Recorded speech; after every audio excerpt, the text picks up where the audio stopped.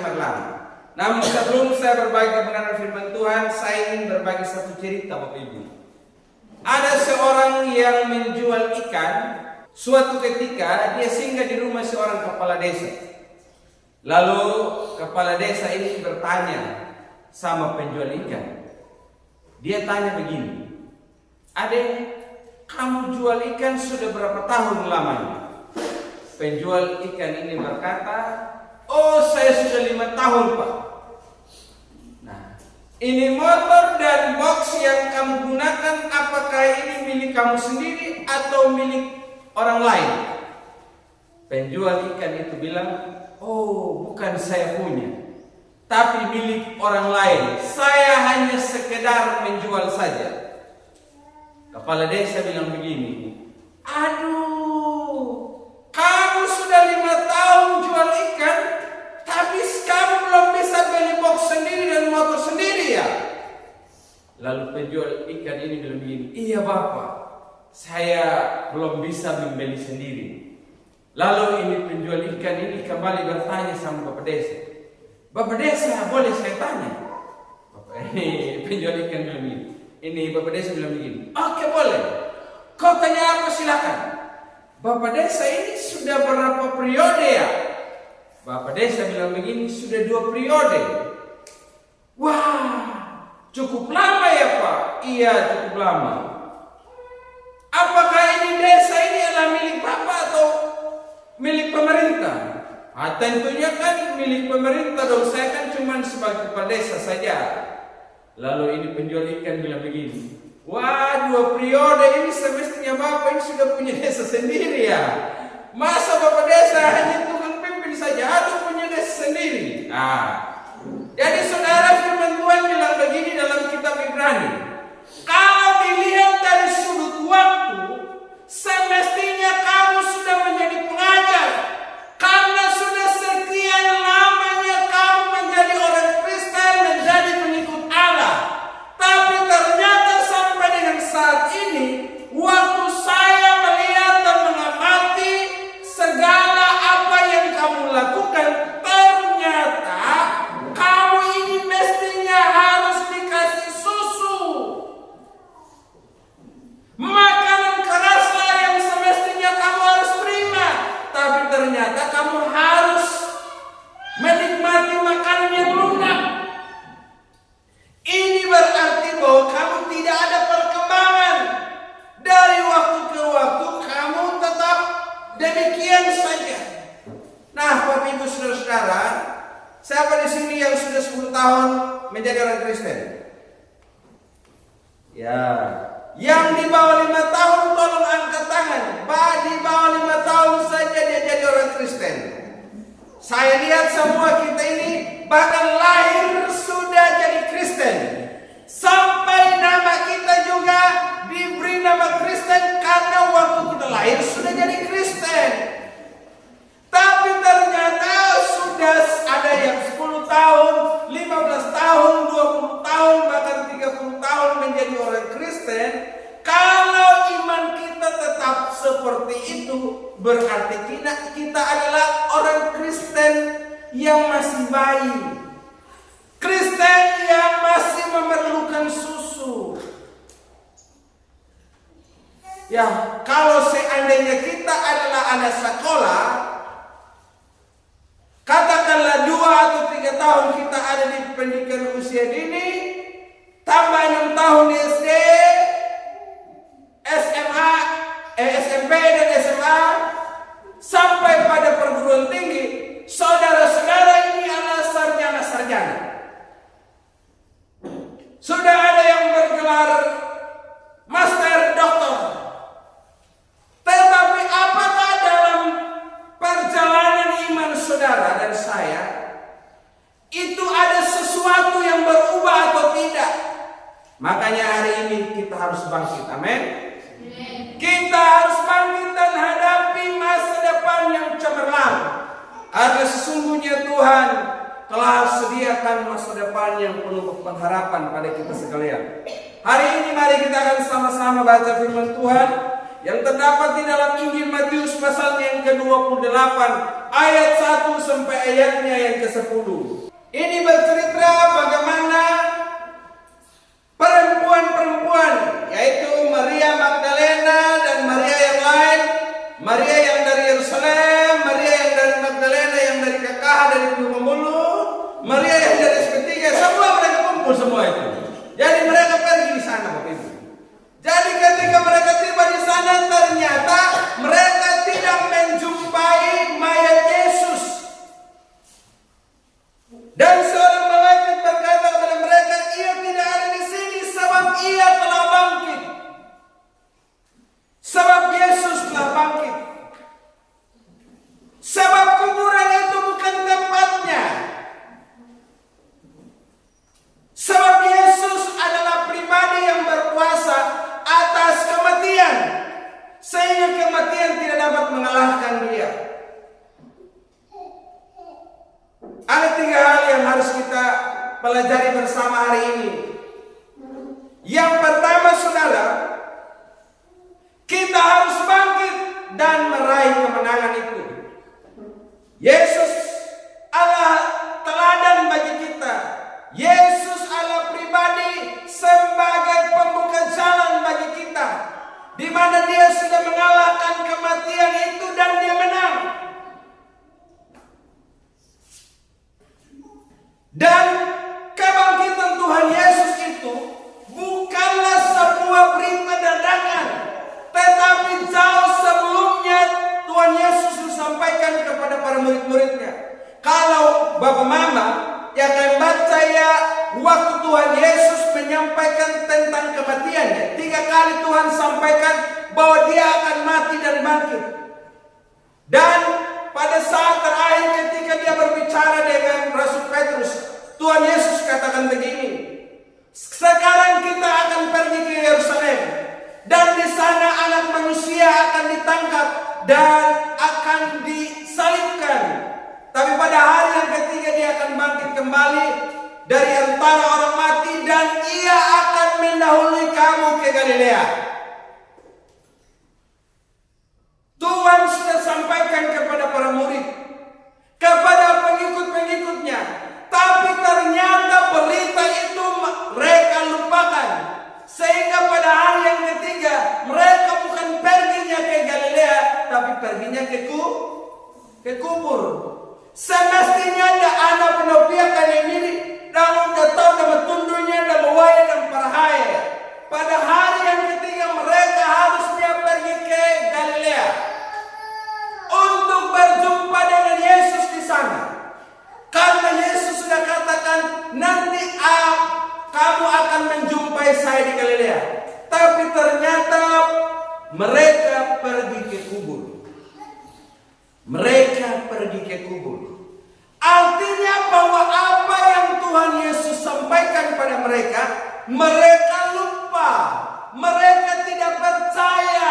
Mereka tidak imani. Karena memang pada kenyataannya, pengalaman yang terjadi, belum ada seseorang yang bisa menubuatkan dirinya sendiri dia akan mati dan bangkit. Belum pernah ada orang yang bangkit dari antara orang mati, sehingga mereka tidak meyakini akan hal itu, bahkan mereka melupakannya. Jadi mereka harus kembali ke kubur. Makanya ketika mereka berada di kubur, malaikat katakan, oh dia tidak ada di sini, tapi dia sudah bangkit kembali, dan dia sudah berangkat ke Galilea, dan kamu akan menjumpainya di sana. Bapak Ibu sidang jemaat yang saya kasihi dalam Tuhan, sebagai orang yang percaya kepada Tuhan, kita harus meyakini bahwa Yesus Kristus sudah bangkit dari antara orang mati, dan kebangkitannya itu adalah kemenangan bagi saudara dan saya. Kemenangan yang diraih oleh Yesus Kristus adalah kemenangan kita sekalian, sehingga saudara dan saya tidak berpikir sebagai orang yang kalah, tidak bermental yang gagal, tidak bermental orang yang tidak berhasil. Tapi kita harus menjadi orang yang percaya seperti apa yang dituliskan oleh Rasul Paulus dalam 1 Korintus pasal 15 ayat 12 dan seterusnya. Jadi bila mana diberitakan bahwa Kristus dibangkitkan dari antara orang mati, bagaimana mungkin ada di antara kamu yang mengatakan bahwa tidak ada kebangkitan orang mati? Paulus katakan Yesus Kristus sudah dibangkitkan. Bagaimana ada sekarang di antara kamu yang masih belum percaya bahwa Yesus sudah dibangkitkan? Seandainya tidak ada kebangkitan orang mati, Kristus juga tidak dibangkitkan. Andai kata Kristus tidak dibangkitkan, sia-sialah pemberitaan kami dan sia-sialah juga kepercayaan kamu. Lebih daripada itu, kami ternyata berdusta terhadap Allah, karena tentang Dia kami katakan bahwa Ia telah membangkitkan Yesus, padahal Ia tidak membangkitkannya. Andai kata benar bahwa orang mati tidak dibangkitkan. Sebab jika benar orang mati tidak dibangkitkan, Kristus juga tidak dibangkitkan. Jika Kristus tidak dibangkitkan, sia-sialah kepercayaan kamu dan kamu masih hidup dalam dosamu. Demikianlah binasa juga orang-orang yang mati dalam Kristus. Jikalau kita hanya dalam hidup ini menaruh pengharapan pada Kristus, kita adalah orang-orang yang paling malang dari segala manusia. Rasul Paulus katakan, seandainya Yesus tidak dibangkitkan, berarti kami adalah orang yang tidak berguna. Apa yang kami beritakan selama ini ternyata berita palsu, berita omong kosong. Itu ternyata dusta. Dengar baik-baik, kamu harus percaya kata Rasul Paulus bahwa sesungguhnya Yesus itu sudah dibangkitkan. Dan selanjutnya, kalau memang Kristus tidak dibangkitkan, berarti kita yang tidak tahu mana dimangkunang matakan. Karena ternyata kita mempercayai pribadi yang mati. Tapi sesungguhnya saudara dan saya adalah pribadi yang mempercayai Yesus yang hidup. Dan kalau Yesus sudah bangkit dan hidup dan selalu hidup berkemenangan, maka sebagai jemaat kita harus menjadi orang yang terus bangkit dan selalu hidup berkemenangan. Amin. Jadi satu pertanyaan yang saya ingin ajukan kepada saudara dan saya. Kalau seandainya saudara mati nanti dan bangkit kembali, saudara kira-kira masuk surga atau masuk neraka? Yang lain baru 5 orang, 10 orang ini. Di sebelah kanan saya, kalau mati, apakah kita mati selama-lamanya atau bangkit? Kalau bangkit masuk surga atau masuk neraka? Sebelah kiri saya, mati, apa ada kebangkitan? Ya, kalau kita bangkit nanti kira-kira masuk surga masuk neraka? Nah, jelas firman Tuhan katakan, kalau kita hanya dalam hidup ini percaya pada Kristus dan ternyata Kristus yang kita percaya ini tidak dibangkitkan, sia-sia kepercayaan kita.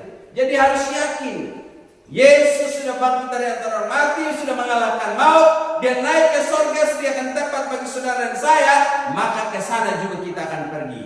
Ya, jadi kita adalah orang yang sudah menang atas maut. Hai maut, di manakah sengatmu? Hai maut, engkau tidak berkuasa lagi atas hidupku. Karena Yesus sudah bangkit, maka aku juga akan bangkit dari antara orang mati. Selanjutnya yang kedua Bapak Ibu, kita harus bangkit dan berhenti meratapi diri sendiri. Kita harus bangkit dan berhenti lapahan dukanya nalurinya. Kita lihat pengalaman yang dirasakan oleh para pengikut Yesus, yaitu perempuan-perempuan ini pada laku takalareti, di sana mereka dengan sedihnya. Dan mereka juga berada dalam satu ketakutan. Apa yang mereka sedihkan? Pada namu Yehud, Yesus sudah dibunuh dan sudah berada dalam kuburan. Dan mereka pergi ke sana sana dengan perasaan sedih, dengan rasa cinta akan Yesus. Tapi ketika mereka tiba di sana, wananya malaikat, "Abihadukan, sekarang kamu harus tahu, Yesus itu sudah dibangkitkan, dia sudah mendahului kamu ke Galilea."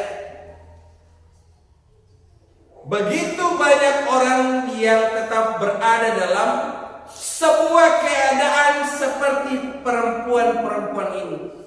Merasa kehilangan, merasa berduka cita, merasa kehilangan bahagia dalam hidupnya. Merasa tidak ada yang menolong. Merasa sudah tidak ada harapan lagi dalam hidup. Tidak ada lagi yang menopang. Tidak ada lagi yang membantu. Mereka berpikir, wah, guru yang kita percaya, Yesus yang kita ikuti selama ini, sekarang dia sudah mati. Tidak ada lagi yang dapat menolong kita. Tapi malaikat meyakinkan mereka, bangkitlah sekarang. Kamu harus pergi berjumpa dengan dia ke Galilea. Artinya saudara, kita harus bangkit dari kubur kita masing-masing. Supaya saudara dan saya jangan bersedih, jangan meratap, jangan terus menangis. Meskipun persoalan begitu banyak, masalah begitu berat yang kau alami, tapi jangan engkau tetap berada dalam kuburanmu. Karena ketika engkau berada di sana, saudara dan saya akan tetap berada dalam duka cita dan tidak akan pernah bangkit. Tapi ketika engkau berani tinggalkan kuburanmu, tempat di mana engkau merasa sedih, merasa begitu beratnya pergumulanmu, engkau akan keluar dari masalah. Banyak orang, mereka itu sebetulnya ingin agar hidup bahagia, tapi mereka tetap tinggal dalam keadaan itu karena tidak berani untuk bangkit. Seandainya Bapak Ibu, seandainya Yada atau kawin Yada dapat iman lainula kuburan dan mereka tidak pergi menjumpai Tuhan Yesus, mereka tidak berjumpa dengan Tuhan Yesus, maka hal yang pasti mereka tetap berada dalam keadaan duka cita. Jangan dimanjalah reti, dan buang pelaku sesuai dengan peninda malaikat. Berarti dimanjalah harilah handukalah hawina. Ha membunin lurim nyungga nyungga. Jangan daurong bayar penepul diri. Doka tanah yang anda petakan ya Allah. Niman bola handuka, niman bola maila. Tapi ketika engkau mempercayai apa yang dikatakan oleh Allah, maka engkau adalah pribadi yang hidup berkemenangan. Amin. Jadi Bapak Ibu, berhenti meratapi diri sendiri. Kesulitan boleh ada, tapi kau jangan tetap tinggal di situ. Harus bangkit dan katakan, aku harus menang. Kristus sudah menang atas segala masalah yang paling besar, yaitu kematian. Maka saudara dan saya juga harus menang atas semuanya itu. Amin. Saya lihat Bapak Ibu, banyak orang kalau dia sudah jatuh dalam dosa, dia sudah merasa ya sudahlah, dia petong jalan atau irat atau akar kan, dia berserah di situ dan dia tidak mau bangkit kembali lagi. Padahal masih ada kesempatan yang Tuhan berikan kepada orang itu. Saya juga dulu Bapak Ibu adalah peminum, penjudi. Tapi saya bangkit dari semuanya itu sehingga saya bisa tinggalkan. Pendidikan saya juga terbatas. Saya seorang lulusan SD. Tapi saya bangkit dari kegagalan itu. Aku tidak boleh menetap pada keadaan ini. Aku berjuang, aku berusaha. Sampai pada akhirnya aku bisa seperti sekarang ini. Tidak ada yang mustahil bagi saudara dan saya. Selagi saudara mau bangkit, mau berjuang, mau berusaha, semuanya kita akan bisa tinggalkan pengalaman buruk. Sesulit apapun hidup yang saudara dan saya sedang hadapi, alami saat ini, ketika engkau berani bangkit, engkau akan bisa menjadi seorang pemenang. Amin. Mungkin engkau berkata, saya punya masalah terlalu berat, Pak. Saya sudah berjuang selama ini tapi tidak membuahkan hasil apa-apa. Doa mah sudah, puasa sudah, setia gereja sudah. Apa yang kurang?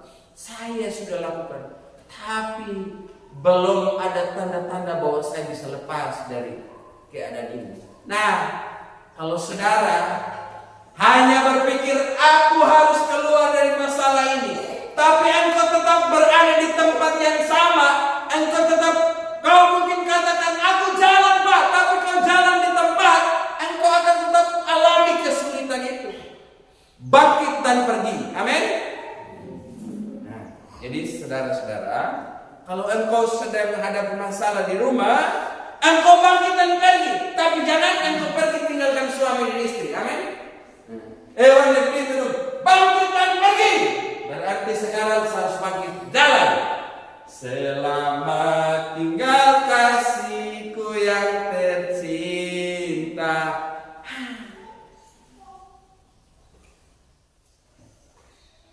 Saudara, mari kita berjuang. Masih ada kesempatan bagi saudara. Tapi rasanya ini tidak ada pengharapan, Pak. Ketika perempuan ini sedang berada di kuburan juga, mereka juga tidak melihat apa-apa, bahkan ketakutan yang mereka alami. Jadi kalau saudara takut melangkah, takut bertindak, engkau akan tetap berkata bahwa masalah ini tidak akan pernah berakhir. Di saat engkau bertindak sebagai orang pemberani, maka engkau akan melihat masa depan yang penuh kebahagiaan. Hal yang ketiga, Bapak Ibu, kita harus bangkit dan tatap masa depan yang cemerlang. Yang ketiga adalah kita harus bangkit dan hadapi hari depan yang penuh pengharapan. Ketika perempuan ini mendapatkan berita, hei perempuan-perempuan, sekarang kamu harus pergi dan berjumpa dengan Yesus ke Galilea. Waktu mereka berjalan, firman Tuhan katakan mereka dalam keadaan sukacita dan juga dalam keadaan penuh ketakutan. Dua hal ini mereka alami dalam perjalanan mereka. Penting, Bapak. Dua hal ini mereka alami dalam perjalanan. Ada sukacita dan ada ketakutan. Tapi akhirnya mereka tetap berjalan. Artinya apa? Saat engkau dan saya melangkah untuk meraih kebahagiaan dan sukacita yang Tuhan berikan, dalam perjalanan itu pasti ada saatnya di mana saudara merasa takut, di mana saatnya saudara juga merasa bahagia. Jadi jangan berpikir kalau saya berjalan ke masa depan yang Tuhan sudah janjikan pada saya, berarti semuanya jalan mulus. Tidak. Itu pasti akan ada berbagai pergolakan yang terjadi dalam hidupmu. Ada saatnya kau bahagia, ada saatnya kau susah, ada saatnya engkau bergembira, ada saatnya engkau hidup dalam ketakutan.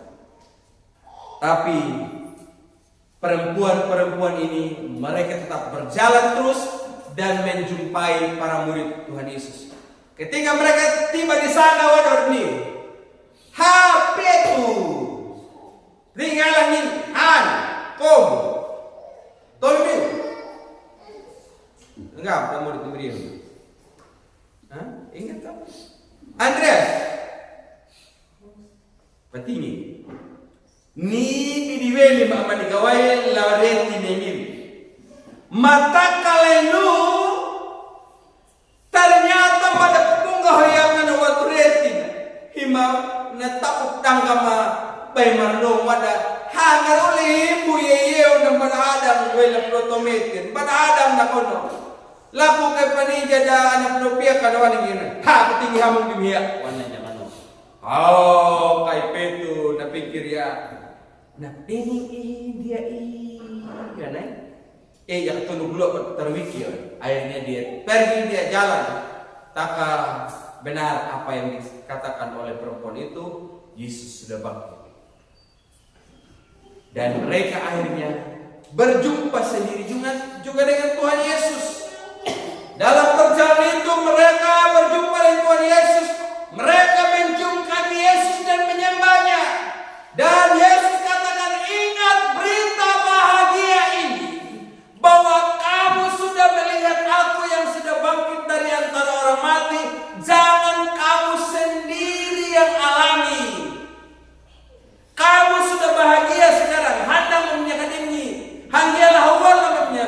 Karena itu pada hitam hingga juga malah takai baku hadang. Wela kedua tomeki. Tapi ingat, harus laku kepetakan di dalam penupiakmu.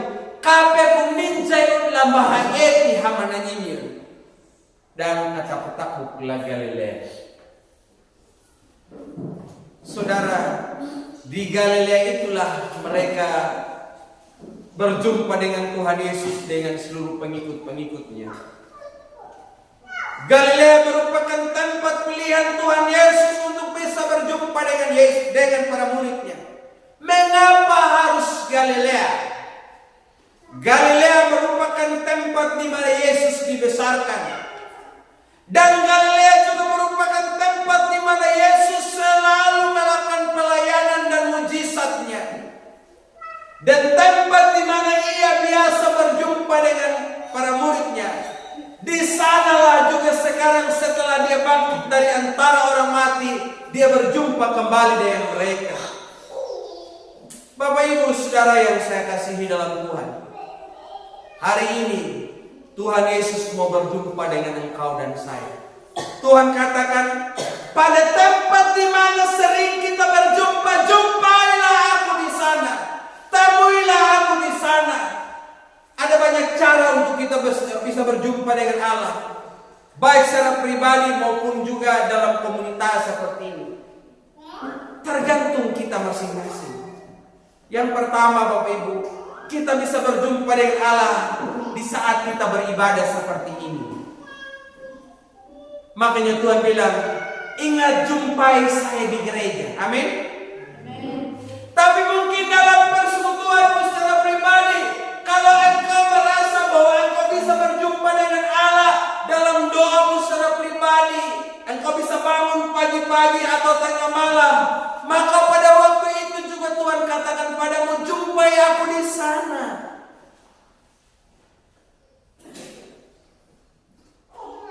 Kalau engkau merasa bahwa engkau bisa berjumpa dan mengalami Tuhan di saat engkau bisa menaikkan doa, pujian dan penyembahanmu kepada Allah, maka lakukan itu, maka engkau dan saya akan berjumpa dengan Allah.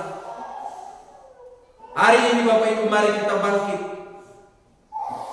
Berhentilah berpikir sebagai orang yang kalah. Amin. Berhentilah berpikir sebagai orang yang tidak bisa bangkit dan tidak akan bisa mengalami kemajuan. Berhentilah bermental bodoh, bermental kalah, bermental tidak bisa maju. Tapi yakinkan dirimu bahwa aku pasti bisa. Amin. Katakan pada dirimu sekarang, hari ini aku harus bangkit. Kalau selama ini aku selalu kalah, kalau selama ini aku selalu merasa tidak ada perkembangan dalam diriku, sekarang aku harus bangkit. Bapak-bapak, walaupun banyaknya pergumulan yang kita alami dalam hidup dan dalam tanggung jawab kita sebagai kepala keluarga, sekarang harus bangkit. Percaya pada Yesus. Dialah surya kebenaran, bintang timur itu. Dia akan bisa membuat masa depanmu penuh dengan kebahagiaan. Kita hadapi hari-hari yang tidak pasti selama ini. Dalam segala usaha, dalam segala pekerjaan, dan segala apapun yang kita perjuangkan selama ini untuk bisa meraih berkat Tuhan, tapi ternyata kalau tidak membuahkan hasil, sekarang Jangan berpikir hidupku pasti susah, tapi engkau harus bermental sebagai pemberani, sebagai pemenang, dan katakan, aku harus bangkit dan harus mengalahkan segala kesulitan ini. Mungkin ada banyak dosa yang selama ini kita lakukan. Kita harus katakan pada diri kita sekarang, aku harus bangkit dari kegagalan ini. Ibu-ibu, nona-nona semua, kamu harus bangkit. Berhenti meratap, walaupun suami atau pasangan hidup mungkin selama ini mengecewakan. Banyak hal yang membuat saudara terluka. Ingat, kau jangan tinggal dalam keadaan seperti itu. Kau harus bangkit. Mungkin dia merajalela ke sana kemari, dia tinggalkan engkau, dia tidak bertanggung jawab, dia tidak berupaya memberi pelayanan yang terbaik bagimu. Jangan engkau menyesalkan semuanya itu. Kau harus bangkit. Bahwa ternyata semuanya kita akan mempertanggungjawabkan diri masing-masing di hadapan Tuhan. Sesamamu yang lain boleh mereka gagal, mereka boleh tinggalkan Tuhan, mereka boleh kecewakan engkau, tapi saudara dan saya hari ini harus bangkit. Kau harus menjadi pemenang. Kau diciptakan bukan sebagai orang yang dikalahkan. Firman Tuhan katakan bahwa Tuhan memanggil engkau bukan untuk menjadi ekor, tapi menjadi kepala. Tuhan sedang membukakan pintu bagi saudara dan saya. Kalau Tuhan sudah membuka pintu, tidak ada seorang pun yang dapat menutupnya. Dan kalau Tuhan sudah menutup pintu, kalau Tuhan sudah buka, tidak ada yang dapat menutup. Dan kalau Dia yang sudah tutup, tidak ada yang dapat membukanya. Ingat, saat kau berharap sama Yesus yang sudah bangkit dari antara orang mati, sesulit apapun hidup yang sedang saudara dan saya alami, seberat apapun masalahmu, sama seperti Yesus, Dia bisa bangkit, saudara bisa bangkit. Batu yang besar itu, perempuan itu berkata, siapa yang dapat menggulingkan batu yang besar itu? Masakan kita ini bisa? Tapi ketika mereka tiba dalam kuburan itu, ternyata batu kubur yang besar itu sudah terbuka. Bapak, Ibu, saudara, apakah masalahmu sebesar itu? Apakah pergumulanmu sebesar itu? Apakah dosamu sebesar itu, bahkan lebih dari itu? Ingat, Yesus mampu taklukkan semuanya itu. Yesus mampu kalahkan semuanya itu. Hari ini katakan, mulai hari ini aku tidak boleh kalah lagi. Hari ini aku harus bangkit. Aku harus menatap masa depan yang penuh kebahagiaan. Berhenti untuk memandang ke belakang. Karena di saat engkau dan saya terus memandang pada belakang, engkau akan terus melihat masalah yang engkau sudah lewati. Walaupun engkau sudah jalan, engkau sudah lewati, tetapi bayang-bayang ketakutan, bayang-bayang maut itu terus mengiringi langkahmu. Tapi saat engkau menatap ke depan, di situ kau akan melihat kebahagiaan.